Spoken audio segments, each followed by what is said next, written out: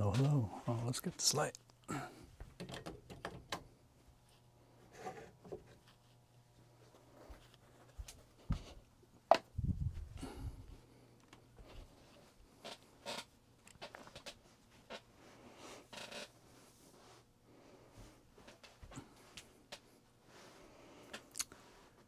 So, testing, testing. Looks like we're going through.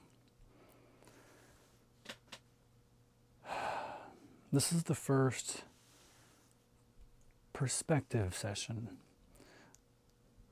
It's where I want to introduce a topic and then have a discussion about it. Now, of course, in these early stages, there's not going to be a lot of people here, so it'll probably just mostly be me talking. That's okay. People can come back in the future, look over past episodes. So I'll just go ahead and get started. I do want to say, though, that I noticed while I can stream to Instagram, the comments don't appear to show up in the stream chat for me. So I'm not exactly sure what's going on there. I'm going to look into it a bit more.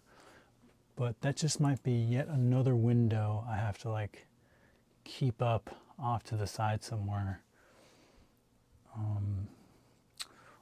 Or easier would be for everyone who wants to participate, come over to one of the other platforms, Facebook or YouTube preferably. They both have vertical orientation, just like Instagram. All right.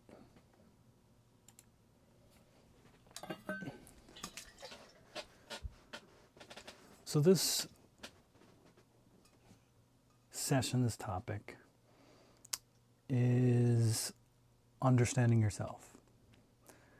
I actually had thought of a bunch of different names for it, like decoding your identity, critical self-reflection, even one such as challenging your assumptions. And they all kind of get at the same thing, which is the idea offered in the quote by Adrian Rich: until we understand the assumptions in which we are drenched, we cannot know ourselves. The bottom line is that self-awareness is crucial to understanding one's own identity and behavior. In other words, we're all shaped by a myriad of cultural and societal assumptions. We're born into different societies, and often we don't notice how these societies influence our identity and how we act. And until you can critically examine these assumptions, you can't really truly understand why you think, feel, or act the way you do.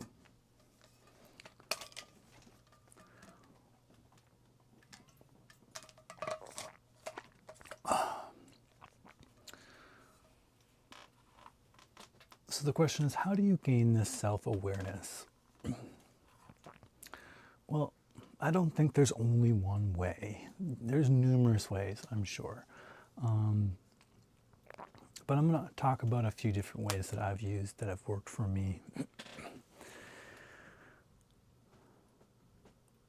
One is through self-observation. And is this positioned okay? I need to, sorry, I'm thrown off.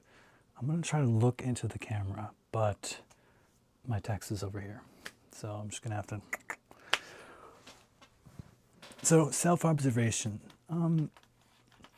What I mean by this is, you can track your reactions. Notice what makes you feel energized and what makes you feel drained. Notice when you feel the most authentic, true to yourself, and when you're not. And when you get emotional, sit with those emotions. Don't brush them off. Don't escape from them. Really sit with them and try to identify what brought them up on a deep level. Often I think people make the mistake of kind of getting only at the surface level of their emotions, when there is often a much, much richer story underneath if you just take a moment to really sit with them. You can also identify patterns. What situations bring out your best and your worst responses? Like, we've all been in situations where, we do something and then we look back a little bit later and we're like, damn, like, I wish I didn't do that. I wish I did something differently. Or, this kind of self-reflection is important. It's like reflecting on your behavior and trying to understand the deeper why. Another way is through, of course, mindfulness. You can monitor your thoughts and through the practice kind of become aware of like what ideas are coming to your mind a lot. And that can kind of give you a sense of like, where your brain is constantly headed. And maybe you can sort of unpack what that might mean.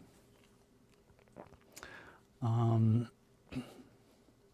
of course, write all this stuff down. That can be like sort of your logbook. But so that's one way, kind of like observing yourself, observing your patterns. Getting feedback from a friend too can really be helpful. An honest friend though, we all have friends who will ask them like, how was this? How was that? And they're just so nice and they always want to say everything's nice and rosy. But find a friend who's like, going to tell you the hard truth and can be super direct and super honest with you.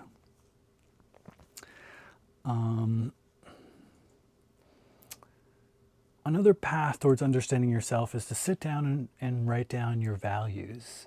List what matters most to you. This is actually something I've been doing a lot over the past few years because I've been interested in intentional community. And part of finding the intentional community that works for you in the long run involves knowing what you want. So listing your values, like what's important to you. And if you're kind of confused, like what's a value, where do I go with this? You can just Google some stuff up, but ask AI and be like, what are some values that people have? But for example, I remember when I was drafting these values, I had values of, sustainability. I wanted, to live in a place that valued sustainability and regenerated the land and not just kind of like trashed everything. I valued resilience, right? I want like a strong community that can withstand, ups and downs of economics and internal and external conflicts. I wanted a community that valued growth. They're kind of like a community where people are willing to accept who they are and recognize that there's always more to learn, more to grow, and beyond that, kind of be willing to look at their shadows and their traumas, be willing to learn the techniques of effective communication and conflict resolution and things like that. Trying to improve their emotional intelligence. So there's all these different things one could value, and writing those down can kind of give you a sense of like, okay, this is kind of like what constitutes some aspect of my identity. And then when you have that list, I would also then take stock of your actions. This can be hard to do objectively because we're kind of like biased being ourselves. So you might have like a friend do it with you, or your brother or sister. But you can write down all your actions and then ask yourself, do those actually align with your values, right? You value sustainability, but maybe you buy a lot of, single-use plastic. you use a lot of plastic water bottles instead of getting your own like nice refillable bottles, so you're not wasting as much plastic. You say you value health, but you're eating 5 cheeseburgers a day. That might not be in alignment with your values. So there's what you kind of like cognitively value, and then there's your behavior. And getting a sense where they match up and where they don't can tell you a lot about yourself. And also can help you become more aligned with your values. And that's really great. So yeah, just notice the differences there. And like I said, if you have to, you can actually ask a friend to do this with you, and see what they say. Do I live in alignment? When I say that I value, health and wellness, do you think I embody that? And in what ways do I? And what ways do you think I not? And you could learn something from that.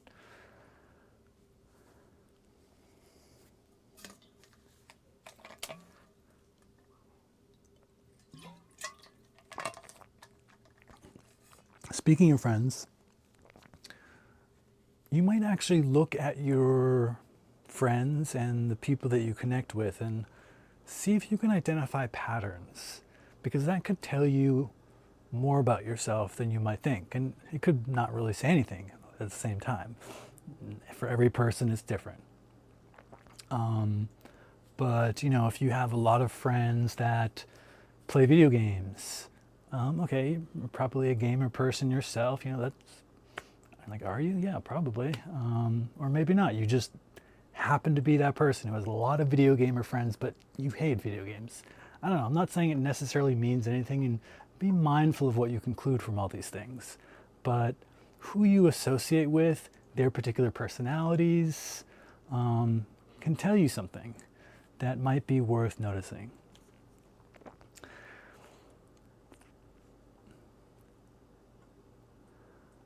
Another thing that's important to do, I think, is reflect on your past. And I think this is a big one. Human beings are very flawed in a lot of ways, and many of us get extremely traumatized, or subtly traumatized in a bunch of different ways. And maybe not even traumatized, that's kind of like a strong word, traumatized. Maybe just whatever the word is for half of traumatized, or like a micro trauma that affect us. So just look at patterns that you have. I noticed a lot when I was younger, a pattern that I saw it reflected back to me, was people thought I was arrogant, my early 20s. And I could totally see that, how various aspects of how I was raised and the experiences I had made certain things fall into place so that would be the case. For example, one fateful decision I made was to join the debate team in high school. And I thought that was great. And, in a lot of ways it was, it taught you to argue for a point, your position persuasively. I even won first place at a tournament. What was that? MHL. I forget what MHL, Metro Hudson League? I don't know. But proud day of my life. But at the same time, it kind of taught me to be kind of debatey, in conversation with people, instead of really listening to what the person was saying and trying to get at the heart of what they mean, my brain kind of became wired to rebut their claim, check their facts, and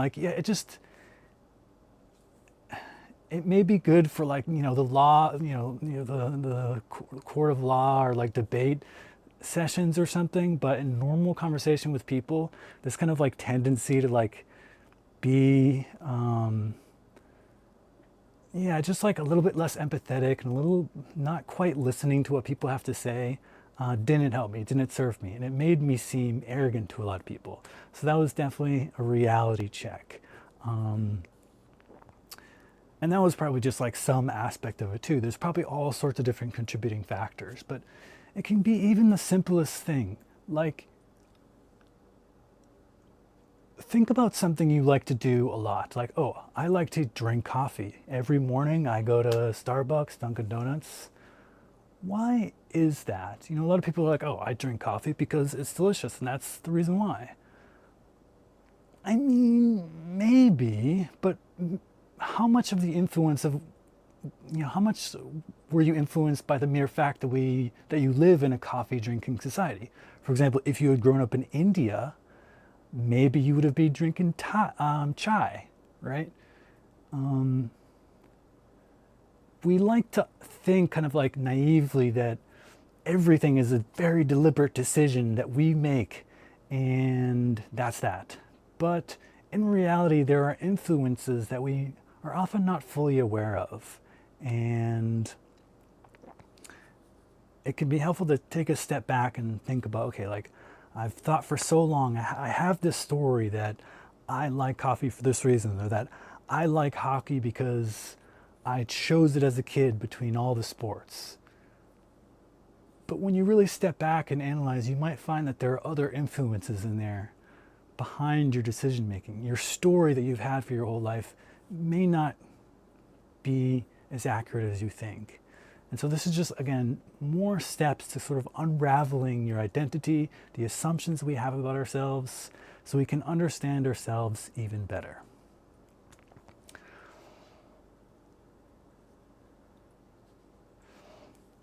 Another thing you can try to find when you're kind of reflecting upon your history is pivotal moments in your life.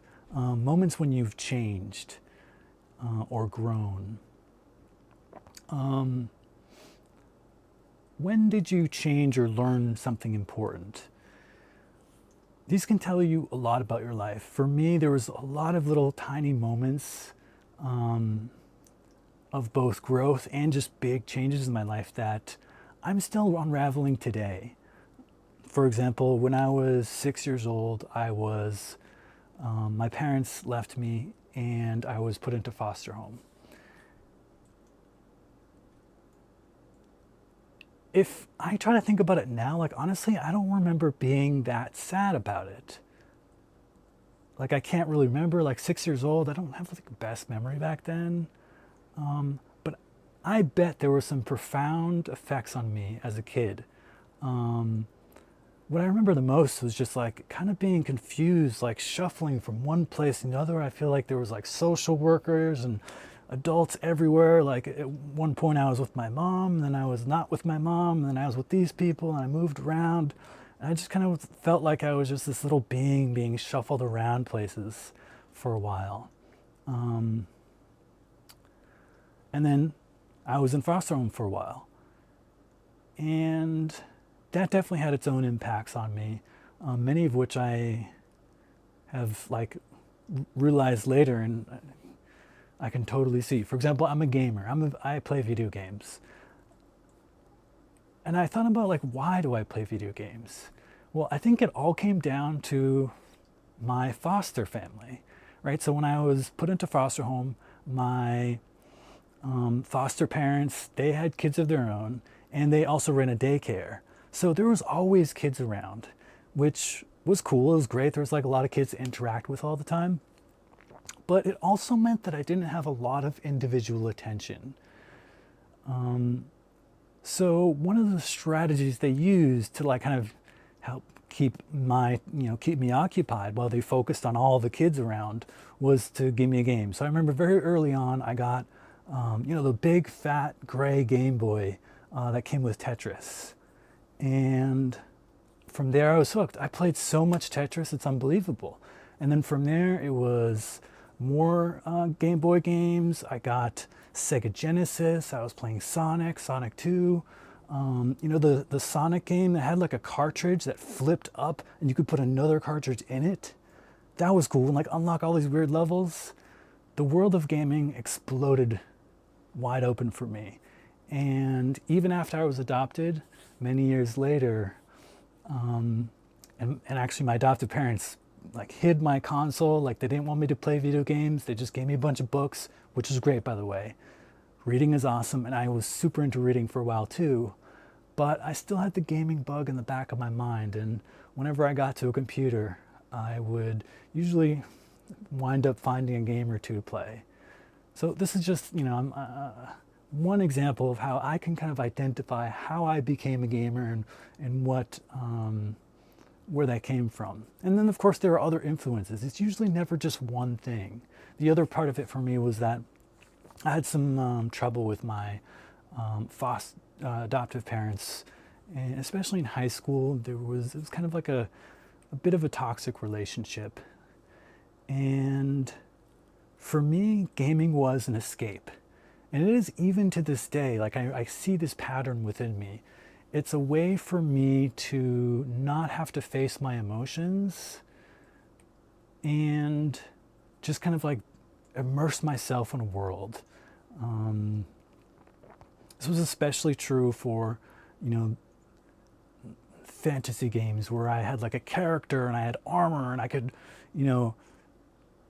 prove myself in the game, walking around Orgrimmar or Stormwind with your shiny armor, like, wow, like you got this really amazing gear, you must be special, you must be cool. And it was just a way for me to like escape this real life world where I had difficult emotions that I didn't know how to process, and I could be in this other world where I could be appreciated and I wouldn't have to deal with that stuff. So emotional avoidance is definitely a huge part of why I played even more games later on. So these are just examples from my life how I've sort of stepped back and tried to understand why it is that I do the things that I do. And this is, I think, something everyone can do for themselves. And, it may not take one night. You might not just be able to do it super fast, but, just, occasionally sit back and ask yourself these questions. Why do I have these patterns, and where did they come from? And maybe ask your friends or family. Maybe they can point you to stuff that you're not fully aware of. And I think that's super helpful too, because I think I've found out so much more about myself in relationships than I did just like sitting there by myself thinking about myself. Because I don't know, we're biased against ourselves. When you have somebody who's like, especially someone, you know that they love you and they want to help you, and they can give you a more objective point of view.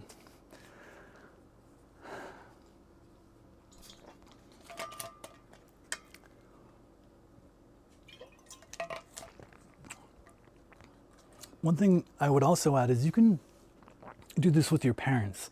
I've been dying to do this with my parents.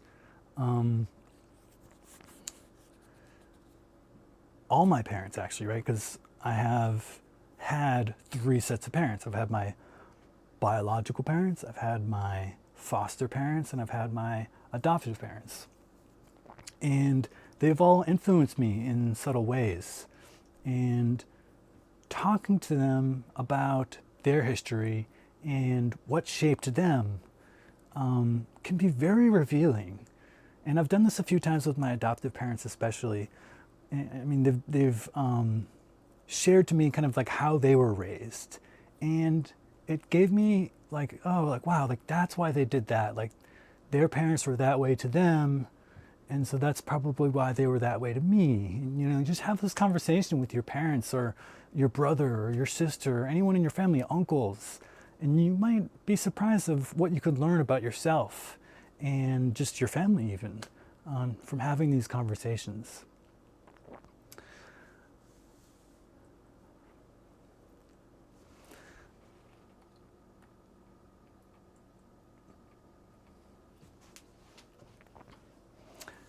For any viewers also, feel free to jump in, chat at any time. I'm just going on here because it doesn't seem like there's a lot of activity right now, so that's cool. I'm gonna keep going, but yeah, feel free to jump in. So then there's kind of this other aspect I want to talk about, which is how do you prevent yourself from kind of like being cemented in this like identity and kind of stay like fluid and flexible? I don't think anybody really wants to be this like rigid, unflinching person whose like opinions never shake and they have this fixed story.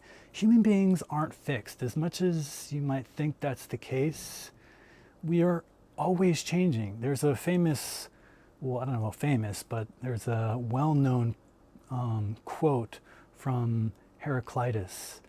I think he was a pre-Socratic or ancient Greek philosopher, and he said, "No man ever steps in the same river twice, because it's not the same river and it's not the same man." Which is to say, things are always changing, right? The river, it's carving out the banks and becoming a different shape all the time. Over time, you look at a river over thousands of years, it's not even in the same area. It's like curved off in a different direction. And same with people. You're not the same person who you were when you were 10 or 15 or, as you grow older, you become a different person. You gain more knowledge, more experience. So this idea of a static self, I think, is commonly held, but not really true. We're always evolving people. And so I think there are things you can do to kind of like push the boundaries and experiment and see what works and see what doesn't, and maybe learn new things about yourself in the process. For example, you could try new activities. I remember there was a phase, I've always been really growth oriented. I don't know why or where it came from. Why do I care about growing?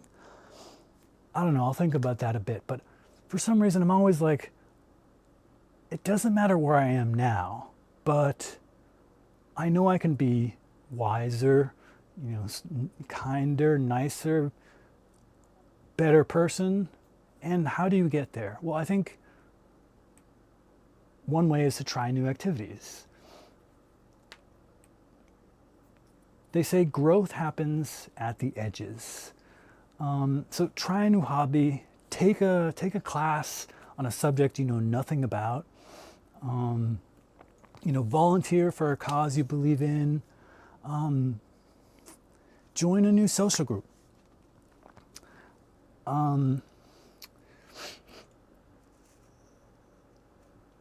In doing these things, they're not all going to stick. Maybe you try a pottery class and you say, that's not for me. That's okay. But you should pay attention to what works and what doesn't. And maybe you'll find a new thing like, oh, I'm really into this. My whole life, I have never tried bungee jumping. But now, this is amazing. I want to be a bungee jumping master, right? Like, there are areas of ourselves that we have yet to discover and things we may yet find really enjoyable because we kind of like stay in this little like comfort zone. So don't be afraid to step out of your comfort zone every once in a while. You may discover something about yourself. There might be a passion you never knew you would have until you tried, knitting or whatever.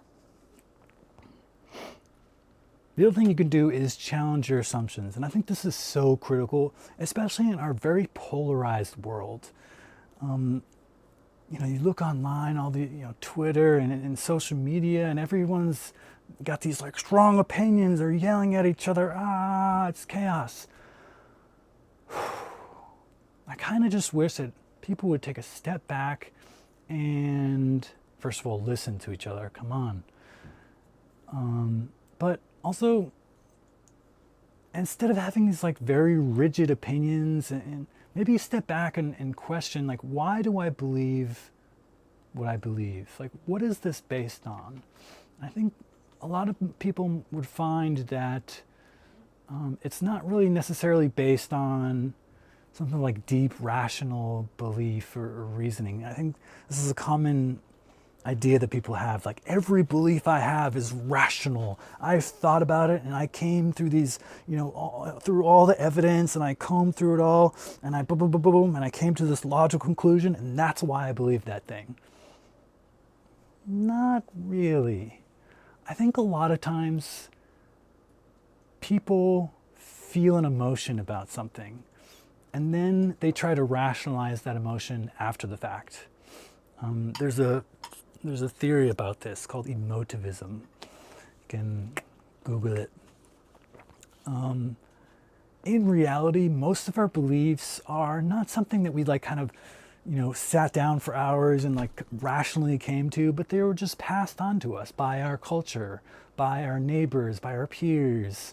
And if we were able to like unpack a lot of these, we may change those. We may realize those aren't really for me.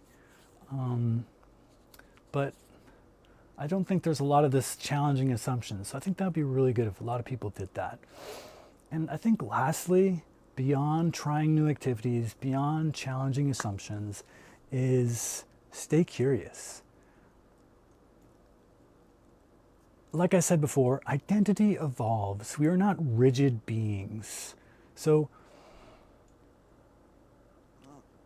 if you think of it less like I'm trying to arrive at some like final rigid identity of me, and think of it more like I am an evolving being, and who I am today is not going to be who I am tomorrow, and it's not going to be who I am in 5 years from now.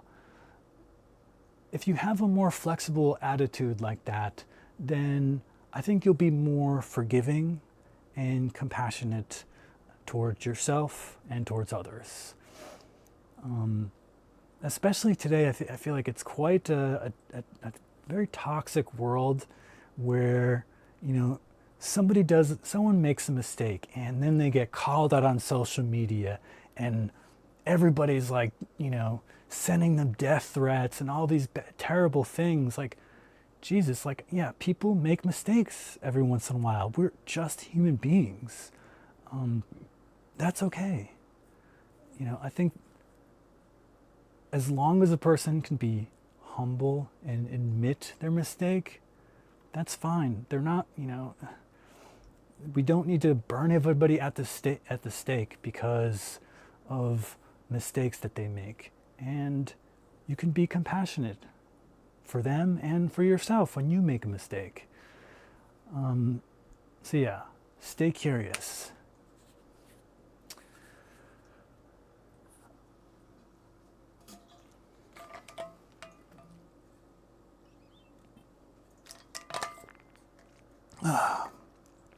Okay, so we're about halfway through here.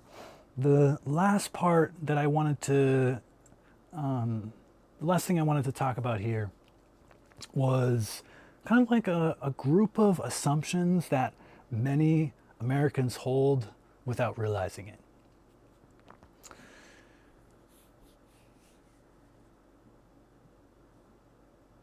So yeah, I'm just going to go through this list. I was kind of like, how should I do this? Well, I'm just going to go through this list. I wrote down a bunch and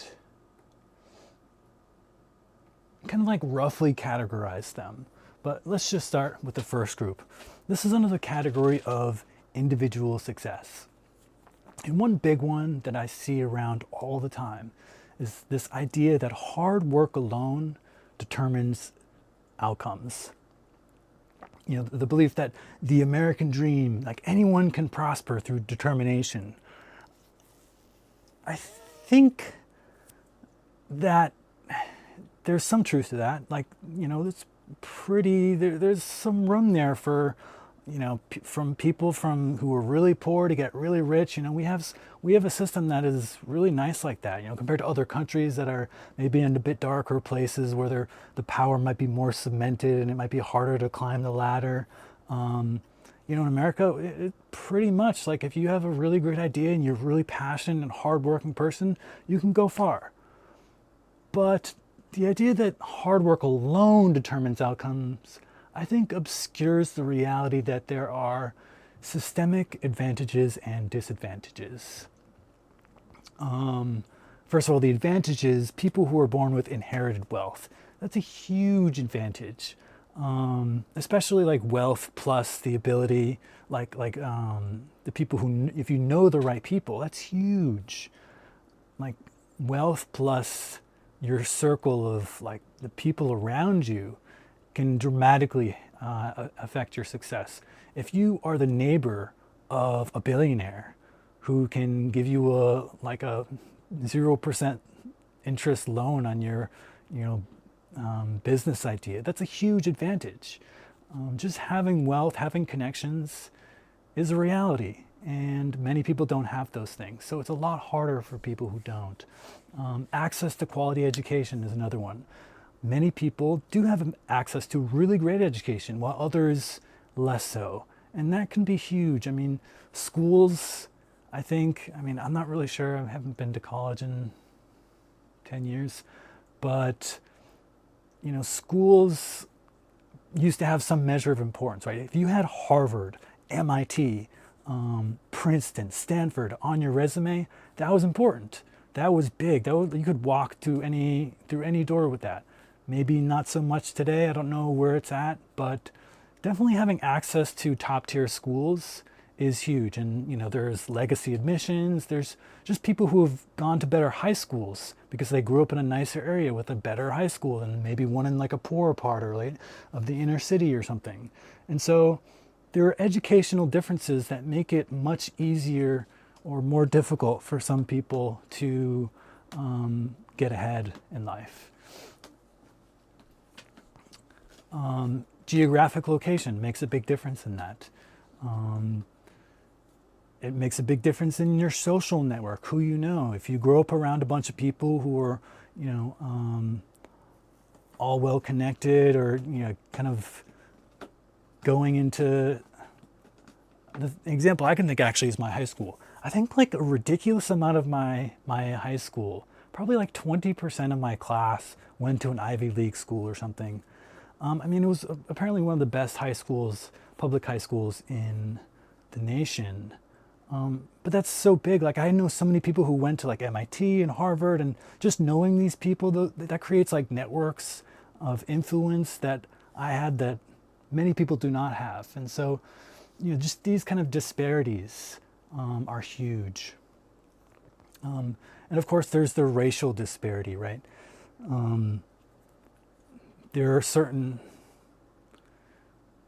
races, I don't really like that word because I think it's a kind of this fictitious concept. We're just humans, right? But you can have a certain color of your skin that unfortunately today makes it harder for you than people with other colors of skin. And that's an unfortunate reality that I think a lot of people might not think about or dismiss. So it's just important to keep these things in mind. Hard work alone does not necessarily determine outcomes. There's a lot of advantages and disadvantages. Another one of these big ideas that people have is that anyone can make it with enough effort. It's kind of like a similar idea, but I guess it just ignores these structural barriers that I was talking about before. You know, like race and where you grow up, and you know, generational poverty, discrimination, etc. Related to that is that you know, personal failure equals a character flaw. This idea that when you fail, that's like your own flaw.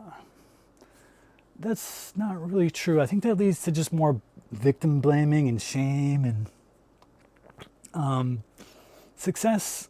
People who succeed don't have a superior moral character. Success is often just who you know. It's often pure luck.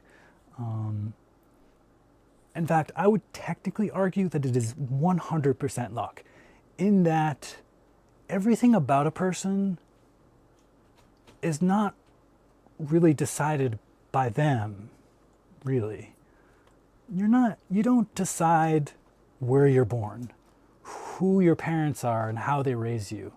You don't decide whether you're going to have a brain that is really good at math calculations. You don't decide whether you have a body that can, you know, dunk a basketball just by like standing on your tippy toes. You don't decide how many fast twitch fibers you have, right, in your legs. Pretty much everything relevant about you is just mere circumstance. It's just chance. Either you were born to be a super genius or not. Either you were born to be this amazing, like genetically predisposed to be like this super athlete, or you're not. Or worse, you're born disabled, right? Either you're born to a wealthy family or you're not. You're born to a wealthy family with bad parents, or you're born to a poor family with amazing parents, right? Like there's so many factors that have a huge influence on the outcome of our lives that aren't really up to us. So it's really, there's so much luck to it. It's just crazy. Even the very idea that, okay, like I realize though that Nathan, that all said, I accept there's so much luck to it, but I'm the one deciding now that I'm going to work hard and prove myself and you know, I'm going to work hard. Sure, but you're not the one who really decided to work. Like, think about someone exactly in your situation who had the same, you know, similar parenting, you know, grew up in a similar region, who doesn't decide to work hard, and they just are lazy and smoke weed all day. Like, you are lucky that you're not them, right? Like, whatever it is, there's some set of events and sequence of events in your life that led you to believe that you should work hard, that wasn't under your control. That's the kind of the key thing to remember. Like even the idea of like, I want to work hard is not something like, did you just conjure that in your mind? You say, I'm going to work hard. Like it just snapped on. Like, how did that idea come to you? We don't choose the ideas that come to us. And as you meditate more, you realize this, right? You can, as you meditate, the idea is to just let things come and, you know, they'll float away. They'll just dissipate. Different thoughts.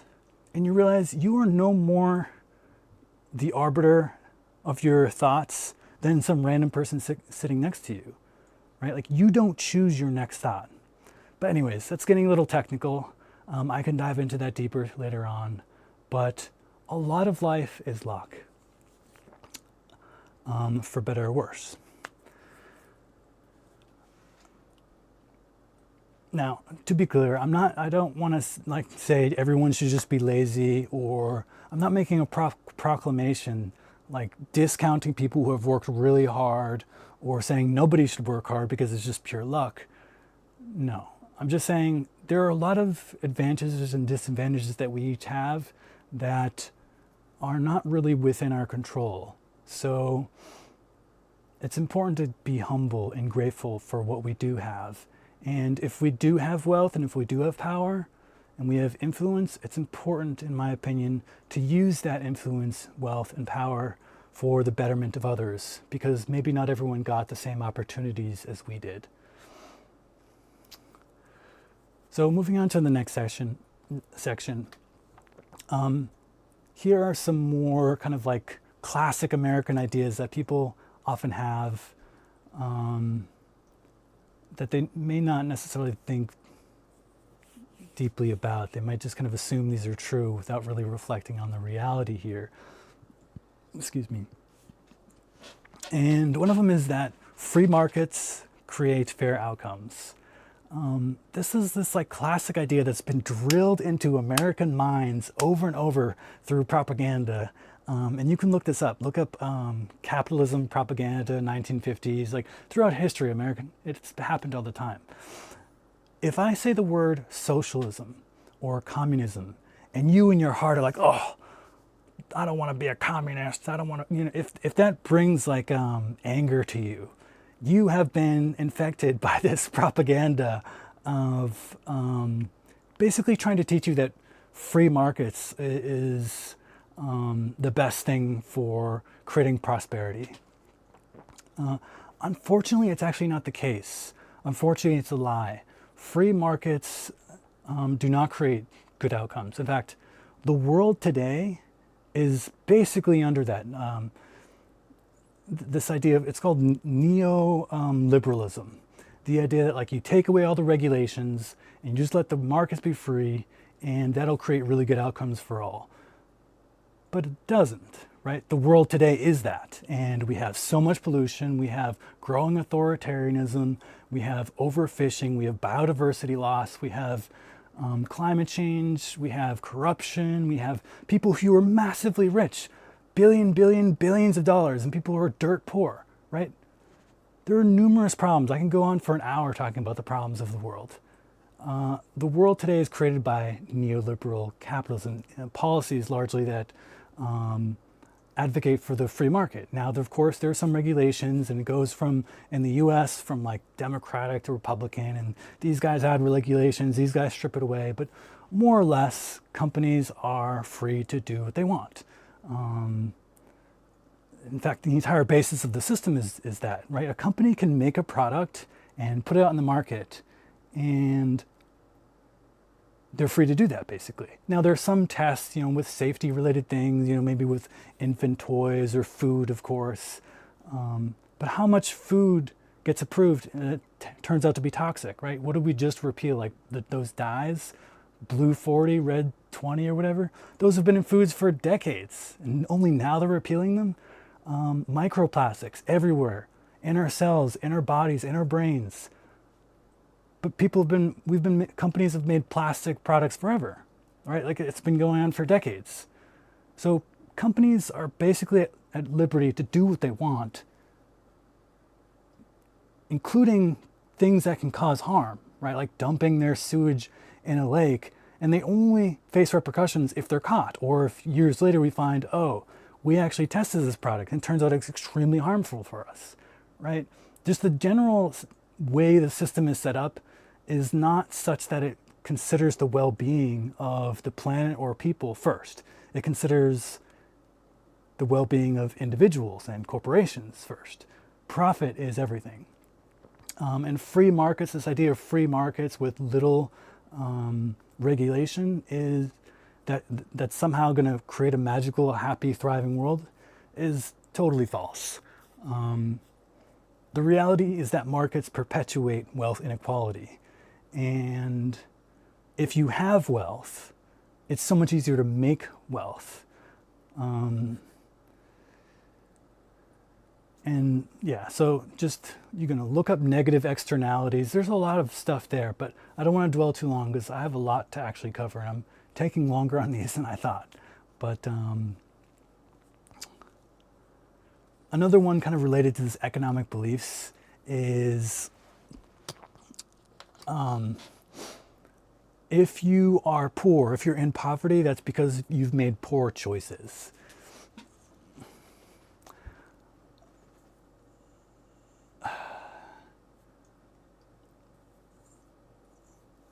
This is not really true. Unfortunately, the way the system is set up, especially in America, I don't know about the rest of the world. I'm sure there are other countries that do it better or worse, but the way it's set up in America, it's actually expensive to be poor. The more money you have in America, the easier it is to save money. Now, I'm not even talking about just like the fact that if you have a lot of money, you can put it in the bank and you get interest on that money. And if you have so much money, you can get so much interest that you don't even have to work. You just basically, more money comes in from the interest of your savings. But I'm not even talking about that. I'm talking about, like, for that, everything is structured such that, for example, you can buy in bulk. If you can spend more money and buy in bulk, you'll get a discount. But poor people can't buy everything in bulk because they're poor, right?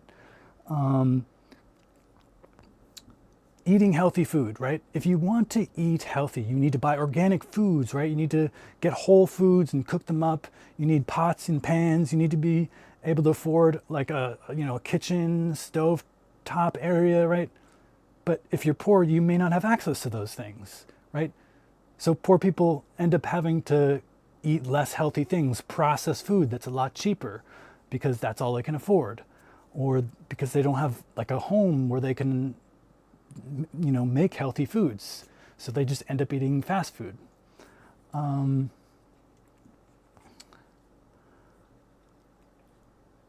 there's like, of course, when you talk about like loans, like if a poor person has no money, no collateral, like it's going to be hard for them to get loans.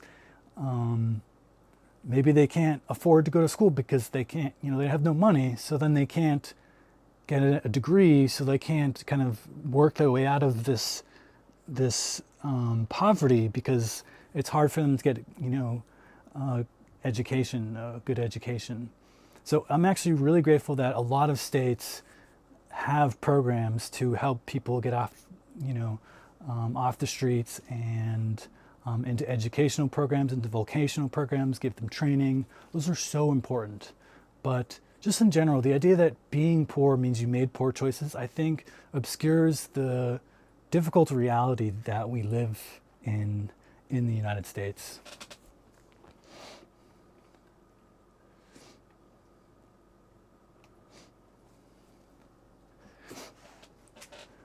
Similar to some of the previous ones, this is kind of like a new section I moved on to. This idea that America is a true meritocracy.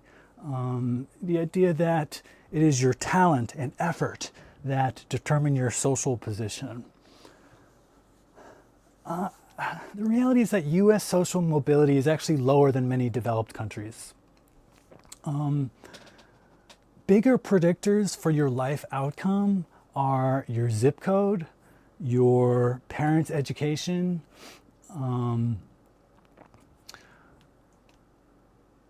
the color of your skin. A lot of those factors I talked about before in the earlier section, those have more merit. Those have more of an impact on your ultimate life outcome than, so this idea of like America as a true meritocracy, if you work hard, you will succeed. Not necessarily. If that was true, then we would expect to see people of all zip codes and skin colors kind of like equally succeed more or less, right? There would be kind of a random distribution, but it's not really the case. You tend to see certain people, people with more money or from wealthier areas with more connections, they tend to succeed more often. So it's not, America isn't a true meritocracy. It's kind of related to this other one that's on the list. Everybody has equal opportunities. I guess it's kind of like another way of looking at that through a different lens. Yes, everyone has equal opportunities in some sense, but depending on where you're born or like, how you were raised or who your parents are, you may never realize you have certain opportunities. Think about a child who grew up in a home where they got tutoring and test prep all the time, and they had like a nanny come in to help mommy, versus a child whose parents have to work and juggle multiple jobs and just don't really have enough. They can barely keep food on the table. Which child do you think is going to get into a better college, right? Like get a better job? Technically, they might have equal opportunity in some like abstract sense, but in practice, not really.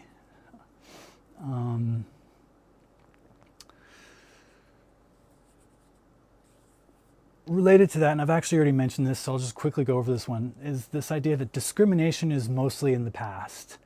I actually thought this too. I remember going through high school and, I was reading about American history and, the Civil War and slavery and I was reading, like Martin Luther King, like, that happened 60 years ago. That stuff's in the past, right? We're all cool now, right? And that was until I was walking and I went into a restaurant and somebody called me the N-word. First of all, I was like, what? That doesn't make sense. I'm confused by that. But the thing is, my adoptive parents are like super, super white, right? Like I'm not super, super white. Okay.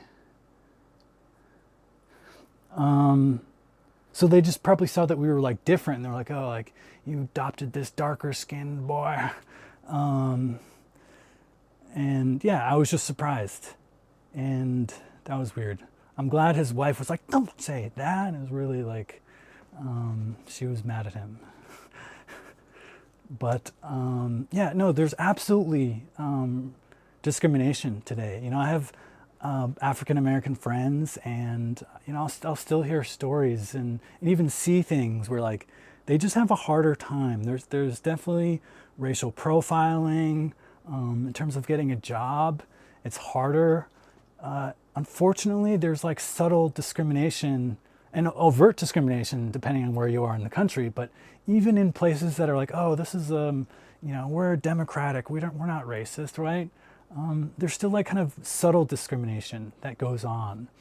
So yeah, and it's not even just racial discrimination too, as I just remember looking at the bullet points here. It's also gender discrimination as well. And that was also one that I was like, oh, that's mostly in the past, right? Like women's rights, they got the right to vote. You know, I was reading about that in history, and I'm like, oh, like it's more or less equal. Everybody around me in my high school, like these girls seem like they're, you know, happy. I don't think they get like worse grades or anything. But it wasn't until I really had conversations with some women and saw different instances going through life where there was discrimination, where I realized, okay, there actually is still discrimination. For example, in pay. One of my partners was, actually several of my partners in the past have been part of like lawsuits at their tech companies where they were like this class action lawsuit where the women had to say, you know, we're underpaid, we're super underpaid compared to the guys, and they all won. That's still the reality, unfortunately. So discrimination is not mostly past. I think there is a lot of discrimination that we really need to be mindful of, and it comes down to gender, you know, skin color, and a lot of areas. Wealth, of course.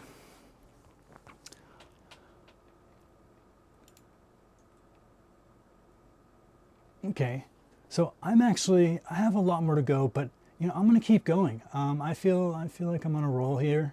Normally these are kind of aimed at to be an hour. Oh, hey, Dharmadam, what's up? I'm doing really well, thank you. I was just going through this list of assumptions that Americans often have that they may perhaps not have thought a lot about, and I wanted to share my perspective on them. Cool, cool, cool. So I'll just continue. So one of the other assumptions that's huge here in America that everybody believes, it's like so many people, it's ingrained into society, is the idea that the nuclear family is natural.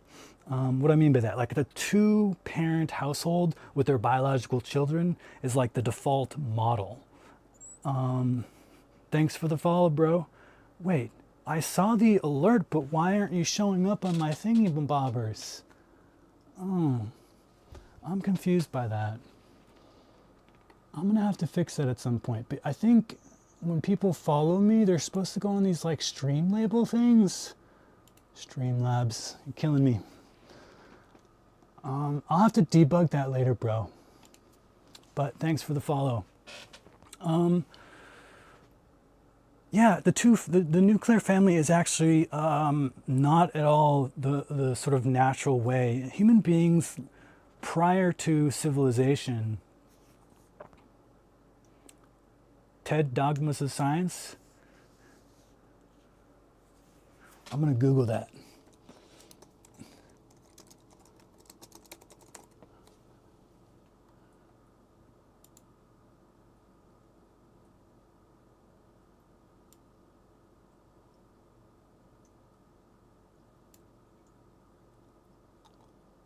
Yo, Buzzriff, what's up?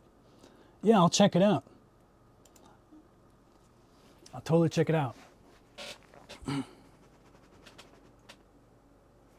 Cool, cool, man. Thanks a lot.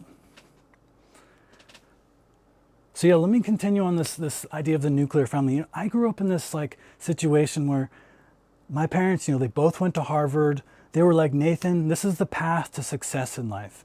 You gotta get really good grades in high school, go to Harvard, get a degree, get a really good job, get paid a lot of money, and buy a home and settle down with your wife and create a family and have this little, live happily ever after. No, that didn't, first of all, it didn't really materialize. When I actually tried to go buy a house, even as an engineer at a really, nice job making 6 figures, Bay Area salary, totally, man. My socials are on my website, njb.fyi. All right, I will, except I'm scared that you're a scammer and you're going to scam me. A lot of people have been trying to do that to me. I'm like, no, bro, you can't. I'm immune to that. I'm not going to send you Bitcoin. But yeah. Dang, man. Dharma Dom, he's doubting you, bro. He's doubting you.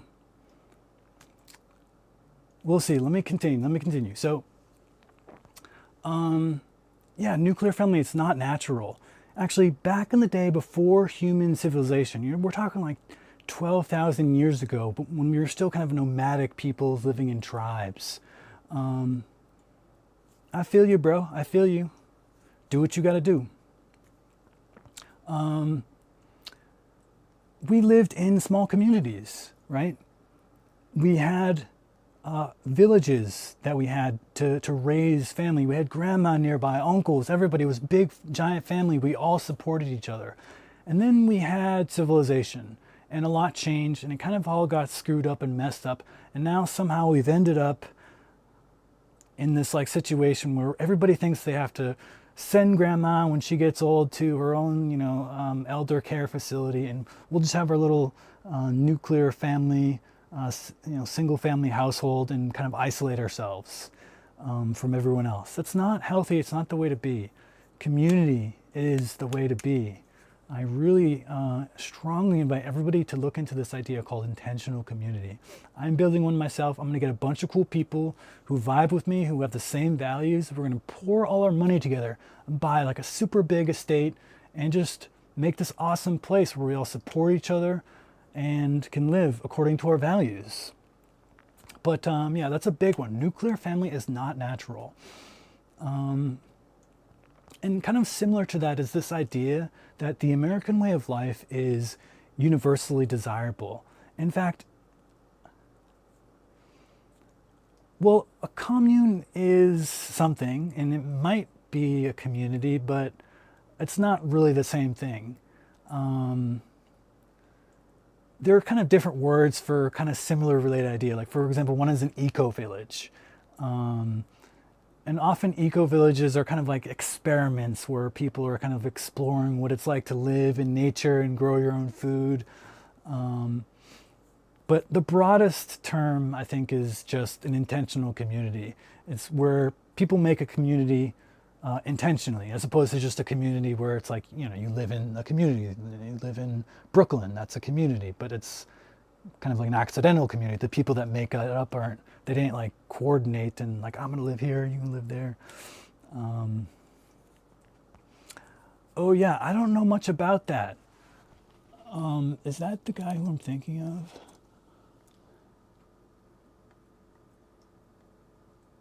Yeah, okay, I don't know much about that guy. But yeah, you have to be careful. There are definitely people who start communities and they go super south. I think there's one, Jonestown, whatever it was, where they all drank like this like poison-laced liquid and they all died. They had crazy, fantastical beliefs. Yeah, that's absolutely not what I'm talking about. I'm talking about a bunch of people who are chill. We want to vibe. Me and Buzzriff. He's going to be part of my community in the future, right? And they just want to make something awesome. It's not about like any weird religious beliefs or anything like that. It's not about like having one like figure that everyone bows down to. It's just about like saving resources, about eating healthy, growing your own food, things like that. I'll actually definitely talk about that more because that's a big part of what I've been doing the past few years is living in intentional community and designing one.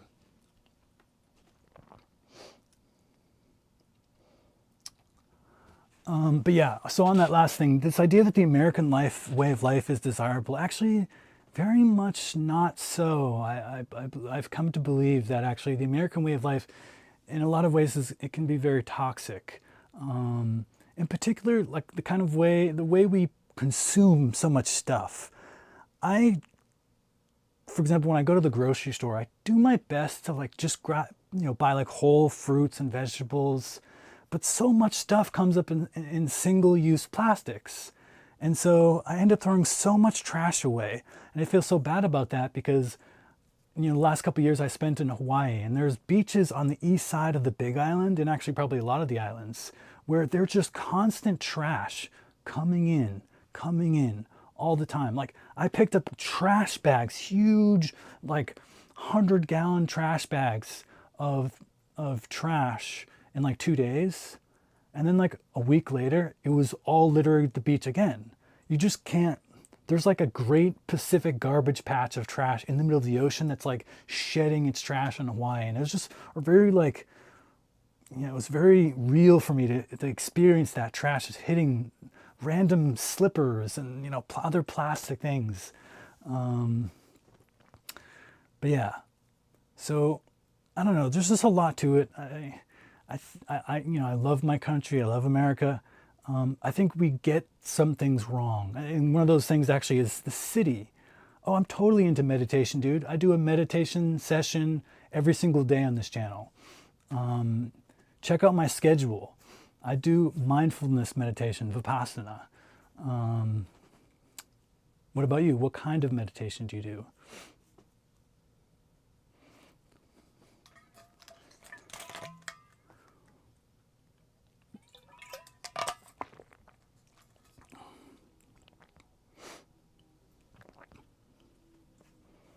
Word, man. Join me for a session.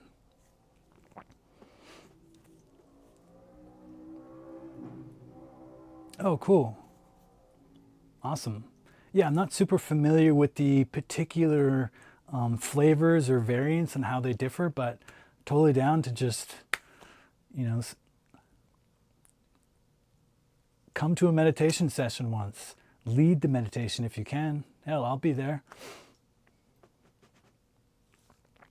3 marks. Never heard of that, but I'm going to write it down to Google later.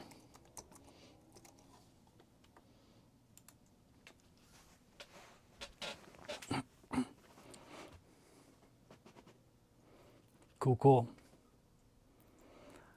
Well, the session right now is I have basically 15 minutes of people just coming on and, if they want to ask about meditation or talk about it for the first 15 minutes, we can do it. And then I do an hour of self-guided meditation where I invite people to guide themselves. I do my own guided meditation and I use an app and I encourage people to use an app, but I'm not currently at the point where I feel super comfortable guiding the meditation myself, but maybe after my first 100 hours or 300 hours,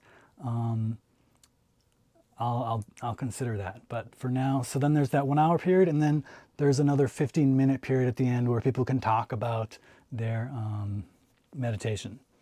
So usually I do a lot of focus on the breath, classic technique. Apparently the Buddha said that you can just do, anapanasati, mindfulness of the breath, all the way to enlightenment.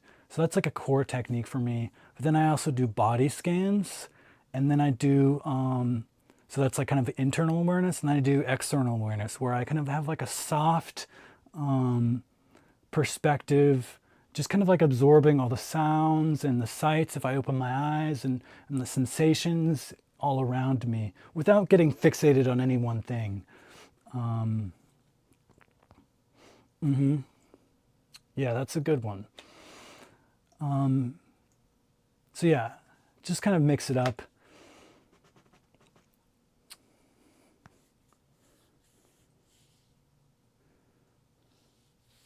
So yeah, also, so you like a super advanced live streamer? Are you doing this a lot? Because first of all, this is my second video, or second live stream. So, I'm not super familiar with how it all works. I haven't watched a lot of live streams, and I watched some gaming live stream. Okay, yeah. Oh, I just like when someone's doing a live stream, oh yeah, man, I'll do Buzzriff, bro. I'll do that after. I think there's a 50% chance you're a scammer, and I'm scared. Just kidding. Not really scared, but like, tell me you're for real, bro. Wait, but robots are that advanced? They have robots that can come in and like have a conversation with you? Are they like AI based robots? Buzzriff. Okay. If you prove you're a human, say okay, tell me what 5 plus 4 plus 1 is. If you can type that in chat, I'll believe you're human. 5 plus 4 plus 1. It's easy. You can do it in your head.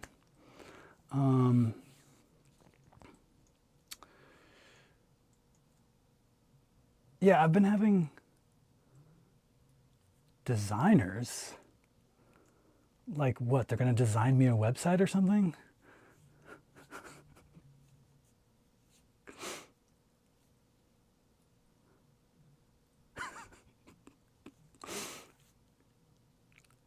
Yeah, I had some guy like, that's interesting. Yeah, I get a lot of that stuff on Discord. It's kind of interesting. I mean, sometimes I just go through with it because I've actually had conversation with them, and they're like some random person from like Nigeria or something, and I'm just like, bro, like, why are you trying to scam me? Like, what's going on? Like, talk to me about your problems. And you know, I've made some friends this way. Like this guy was like, oh, my mom's like, she's really sick. Like, okay, don't bullshit me, bro. Like, give me the real truth. The only way this is gonna work is if you're completely honest with me. And some guys have opened up. You know, the friendship didn't last. We're not still friends now, but there's some touching moments for sure. But yeah, Buzzer, if you didn't answer me, I think Dharmadam's he's right. You're a bot. Yeah, so one thing I'm still figuring out, and I was going to ask you, Dharmadam, is like what. So I have these like live streams, right? I'm doing meditation. I'm doing these sessions. These are like I call them perspective sessions, where I bring up a topic and offer my perspective, and then I kind of open it up for people to chat. I guess I just don't really understand like what a good flow is. Like if I start doing a meditation and a bunch of people are asking me questions, like, do I just delay the meditation and like keep answering their questions? Like, if I have something scheduled to do, is it better that I engage with people on my stream, or is it better that I stick with my scheduled program? That's kind of this thing. I have no idea how to balance that.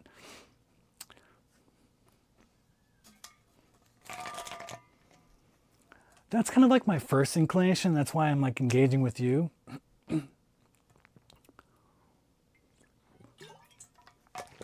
Yeah, I don't want to be like a video playing and then the people are just like, who is this guy? He's not even listening to me. Thanks. I appreciate your input.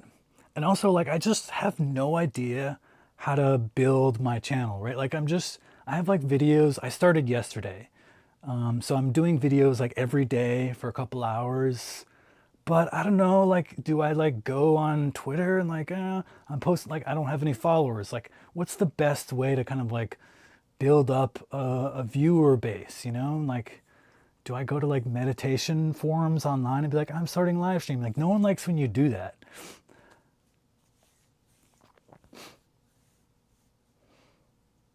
Throw it at me.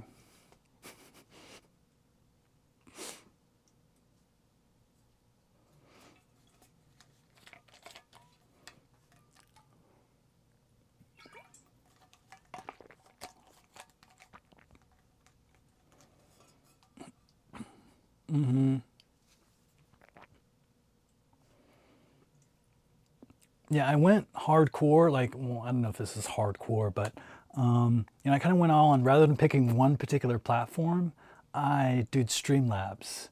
So I'm currently streaming to like 4 different platforms right now in the hopes that like will kind of expose me more and more. Yeah, consistency. I've been reading about that a lot. Like just being consistent is huge.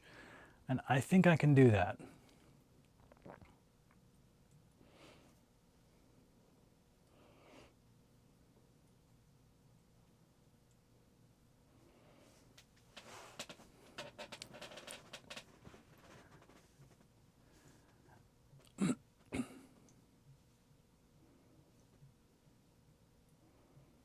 Yeah, that's a big one. That's a big one. So that means I actually have to like view other streams. That's kind of where I'm like, I'm not doing that currently. I spent the last like 6 months like setting up everything, all the accounts, and putting everything in place. Of course, it doesn't even work because you subbed and your name's not up there. But yeah, I didn't actually take time to like sit down and watch the live streams of other people, and I really should. As you're saying, it's finding other streamers who have similar vibes, similar content, and yeah, like we can rate each other and just collaborate. Yeah, for sure. I'm not a rusher. I'm a dragger. Just kidding. Um,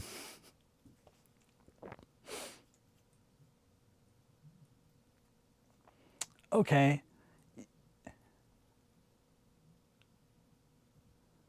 Oh, that's a good idea. I really need to figure out how to do that from Streamlabs. I'm going to write this note down, though, in particular, so I don't forget it. Appreciate your help here. At the end, raid someone after each stream. Well, yeah, it's going to be a little like, I'll be rating them with like one person, but hopefully they appreciate that with that really special person I'm bringing.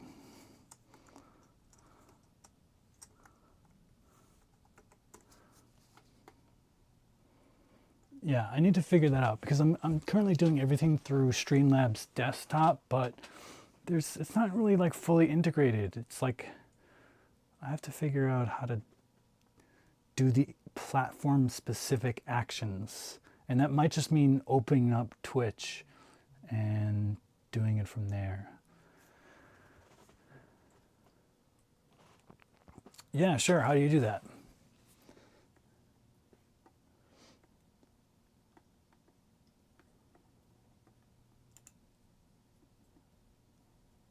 I have to open up Twitch.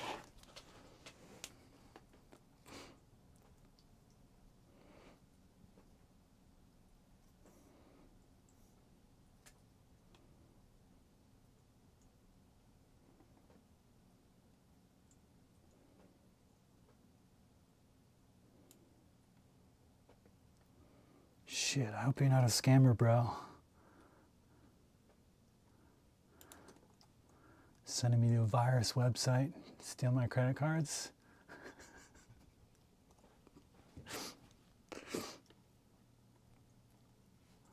Okay, I'm enter mindfulness. Wow, I'm the only mindfulness live streamer, or I guess someone with that in the title. Maybe tags. Okay, there are people with videos tagged mindfulness.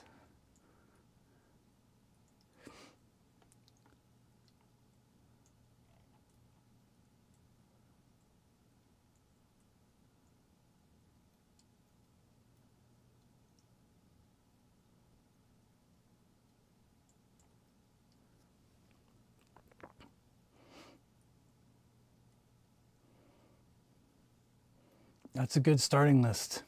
Non-duality. I hope to get there someday. That's my stretch goal.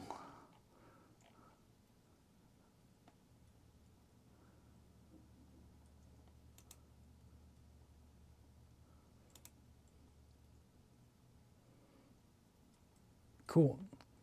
I bookmarked it.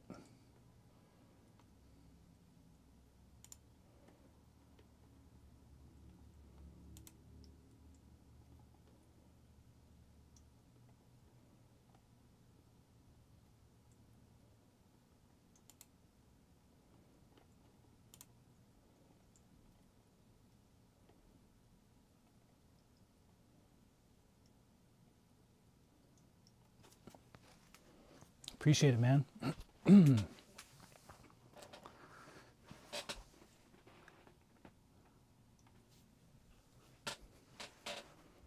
So are you American, bro?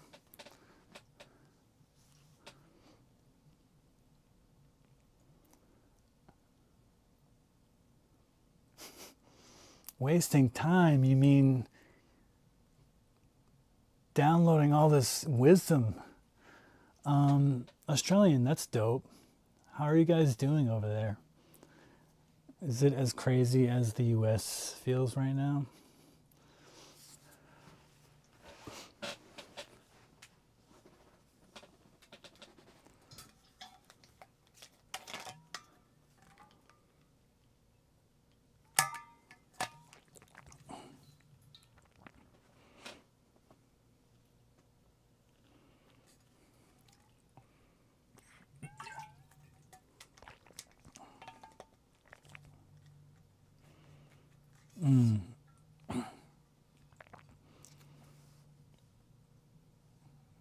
I see. Interesting. Yeah.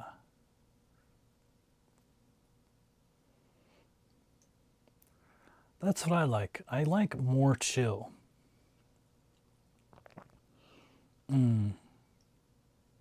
That sounds nice.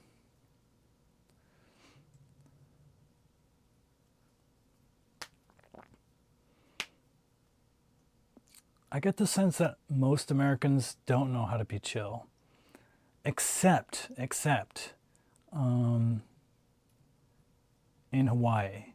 But that's kind of another can of worms because we totally stole that place.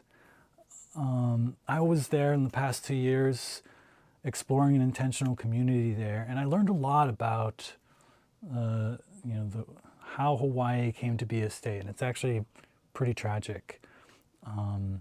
But that aside, they're chill.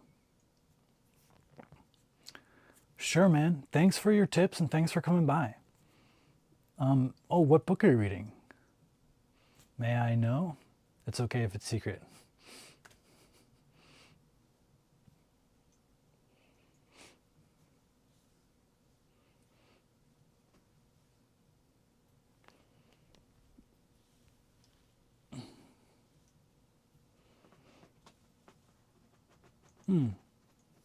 I heard of it. It may even be in my library. That's cool. Yeah, I'd like to talk to you more sometime about all these topics. I'm super into mindfulness and meditation, and I don't really meet a lot of people who are as well, so it's cool to have somebody I can talk to about it.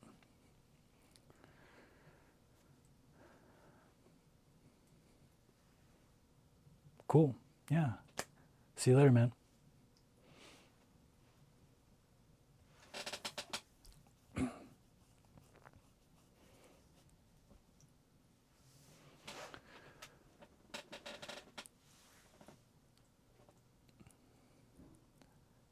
So that was a little bit of a break. I appreciate making a friend.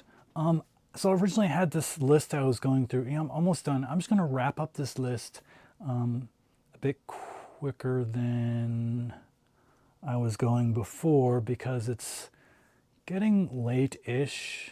I mean, not really. Most people, I guess, watch streams for hours on end, but I tend to want to keep the discussion to like the first 30 minutes, maybe 45, and then have another like 30 minutes of discussion or whatever, but I'm way over time. It's cool though. Let's talk about some more things. Assumptions many Americans hold without realizing it. Excuse me. there's a lot related to work and time. And I was this way for a long time. Remember, I mentioned how I grew up in this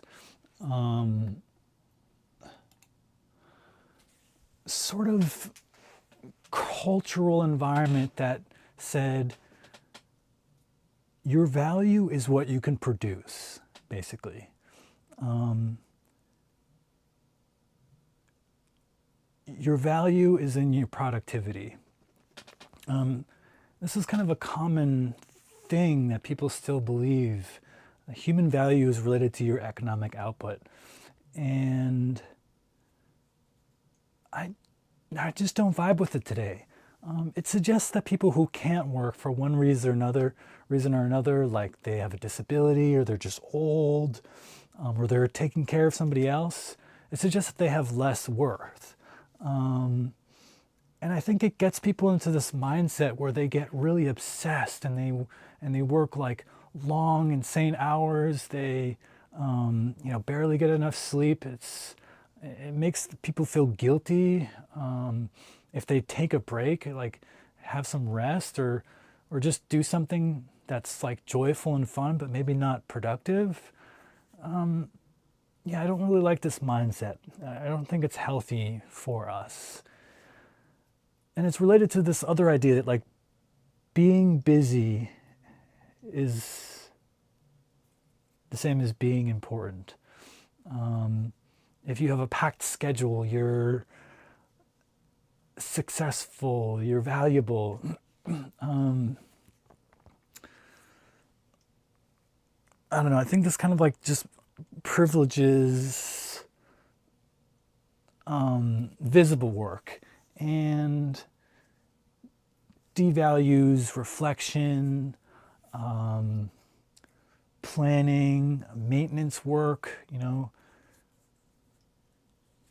There's a lot to unpack there. I'll just leave it at that because I'm going to go quicker here. But the last thing on this like subject of work and time is this idea that like retirement at 65 is normal, achievable. I think it is if you are in the right place at the right time.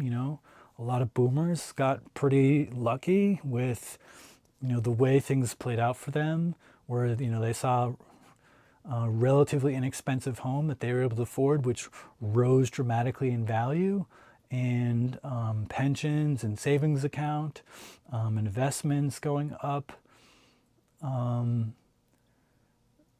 But not everyone had the same opportunities as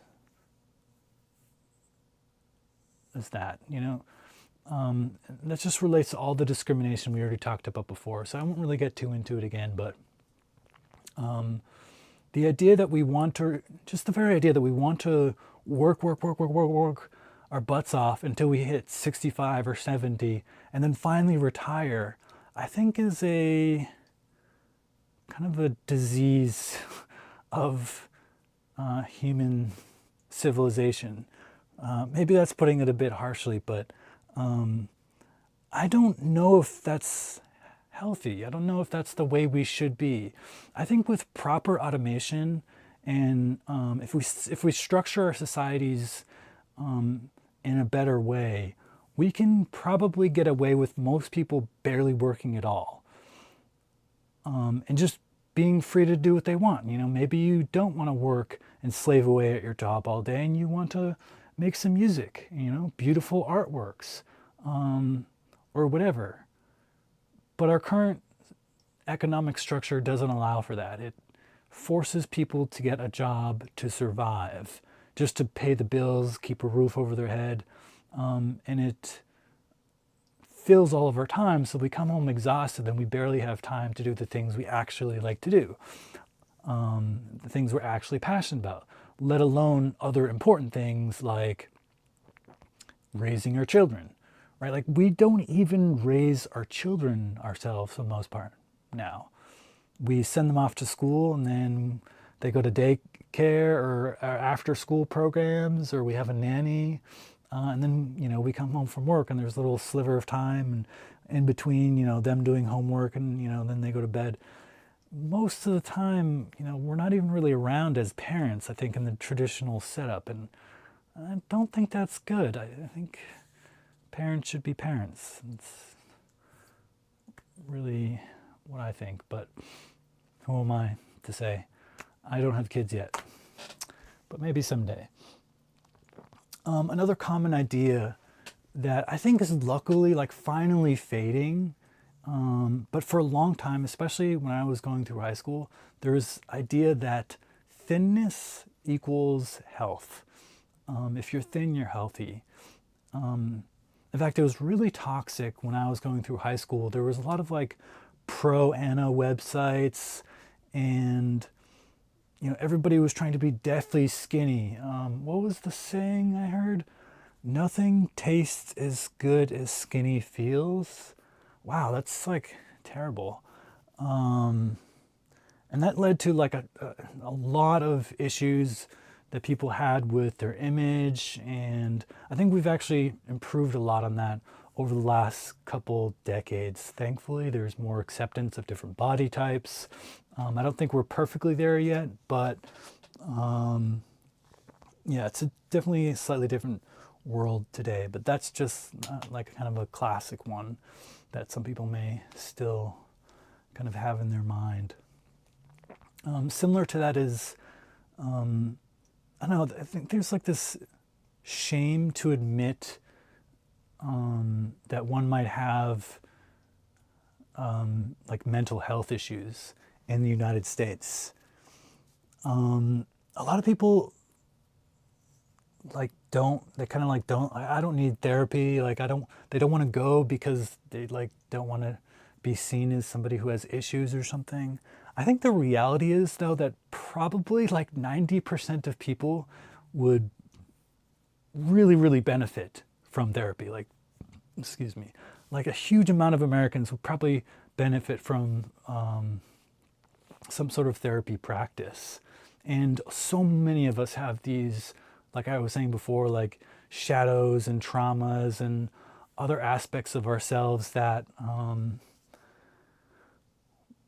deserve some reflection and some, maybe some expert opinion on, how we might, recognize these behaviors, these parts of who we are, and, improve them, grow beyond them, heal them.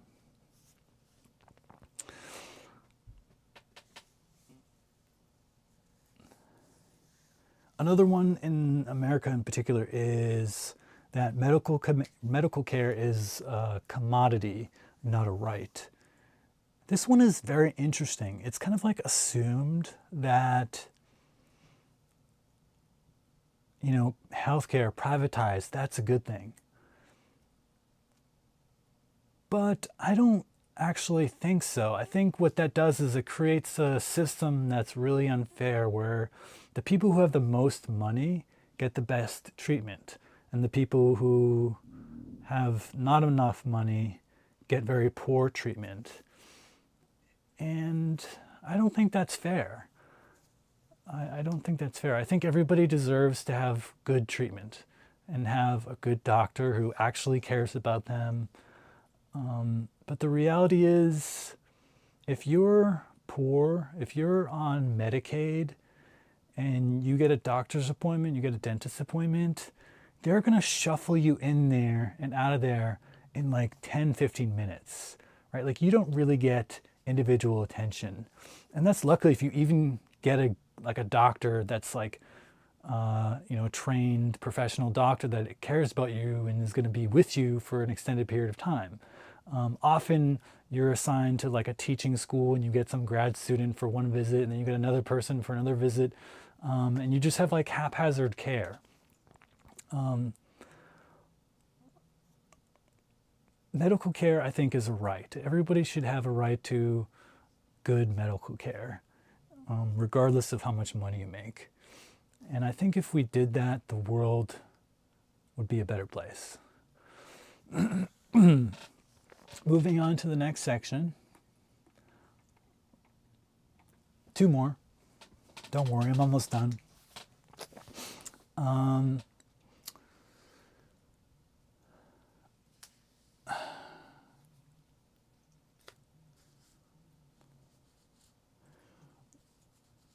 romantic love should be effortless.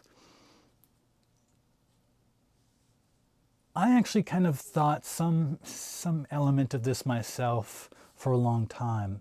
I had this idea that, like, you know, I'm gonna date a lot. I'm gonna try dating a bunch of different people, and when I find the one, I'll just know. I'll just know, and it'll just work out, and it'll be so smooth. It'll be so easy.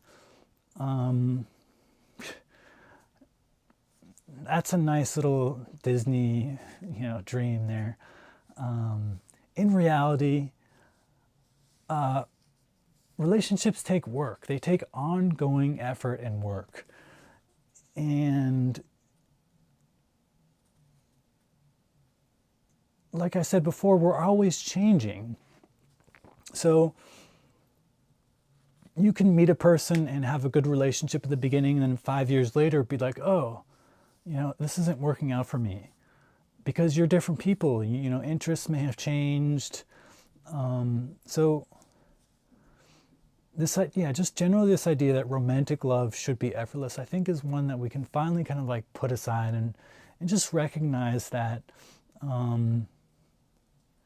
this idea of true love is not really real, right? It's not like one person, Cloud Atlas, that movie where like this one person meets in every single universe or something. That's kind of a nice little story, but in reality there are millions of people out there who we could be in a relationship with that would work.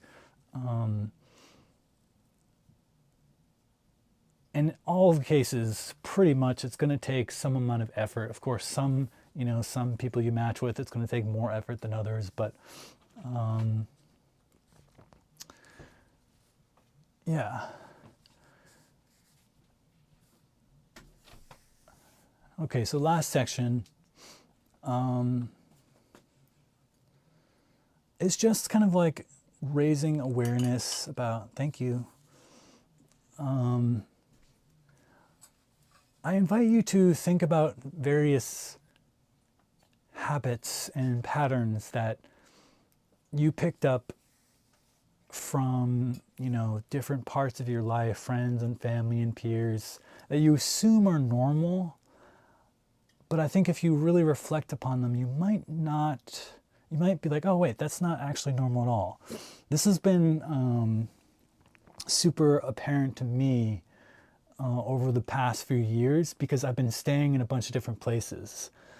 And so I get to see how other people do things, right? Like, so most of us, we grow up in our family's home, right? And we're used to the way they do things, like meals, right? So I thought as a kid growing up in my adoptive family's home that, everybody has a little side of potatoes, on their plate, about a quarter of their plate, and they have like another like half to a quarter of veggies and like a quarter of meat, and like, some salad, and everybody has like forks, and my parents had this whole spread, they taught me this like classic Victorian setup where you have like, the one fork for your meal, the one fork for your salad, you have a spoon, you have a soup spoon, you have like different knives, the whole setup. But then I ate at other people's houses. I'm like, wow, everybody does this differently. What I thought was normal was actually not normal at all. So it's easy if you're kind of exposed to like direct experience of seeing other people do other things in other situations. But some of them you probably can just kind of reflect upon and be like, well, I've kind of assumed this was the way people do things, but maybe it's not. And it applies to all random things. Like, think about how long you take a shower. I take insanely short showers. I take probably a 3 to 4 minute shower or less. And sometimes I take longer, do a little extra clean, a little extra scrub here and there, wash my hair and such.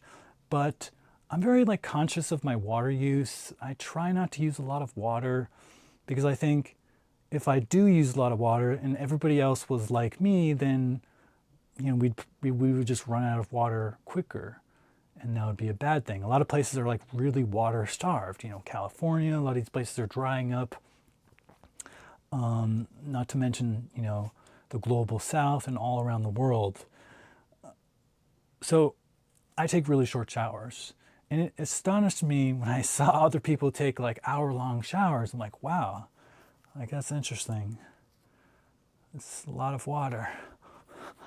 So yeah, just little things like that, like how much salt you use, right? I've seen people when I was living in an intentional community. I saw a bunch of people come together. We'd sit together at this giant table, and everybody puts, they grab a piece of bread and puts butter on it. And some people take like a chunk of butter that's like a quarter of the stick, and you're like, wow. So it's just an invitation to just think about little things like that you do. And is that normal? Is that healthy? Is this aligned with my values? Just goes back to the original topic of kind of like understanding ourselves and our identities, and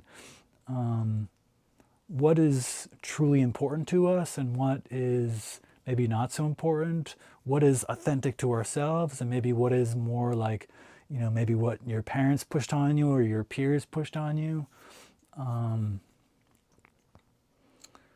So yeah, that pretty much wraps it all up.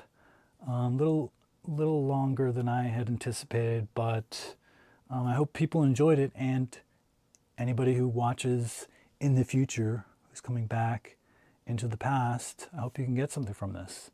But I'm going to wrap it up for now. Thanks for listening. Thanks for watching, and I'll see you guys tomorrow.